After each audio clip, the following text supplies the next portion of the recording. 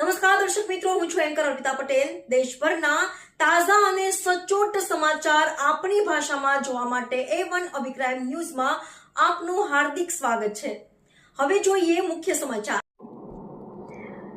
સરસિયા સમસ્ત ગામ આયોજિત રામનવમીનો ઉત્સવ ઉજવવામાં આવેલ. આજના પાવન અવસરે આનબાન અને શાન સાથે હર્ષ અને ઉલ્લાસ સાથે વિરાટ શોભાયાત્રા રામજી મંદિર ખાતેથી નીકળેલી હતી.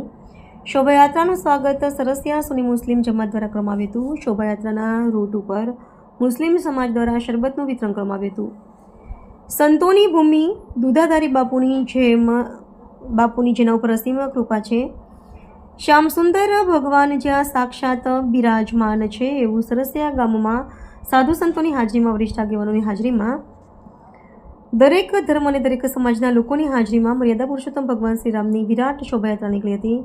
આ તકે રાષ્ટ્રીય શાયર ઝવેરચંદ મેઘાણીનો એવોર્ડ તાજેતરમાં જેને મળેલ છે એવા સરસિયા ગામના લોક સાહિત્યકાર ભબલુભાઈ દાદલનું પણ સન્માન કરવામાં આવ્યું હતું. આજના પાવન અવસરે નીકળેલી વિરાટ શોભાયાત્રાના આયોજકોએ તનતોડ મહેનત કરીને ખૂબ જ સરાહનીય કામગીરી કરેલ છે. ત્યારે આપણે સૌ આયોજકોને પણ ખૂબ ખૂબ શુભેચ્છાઓ પાઠવીએ છીએ.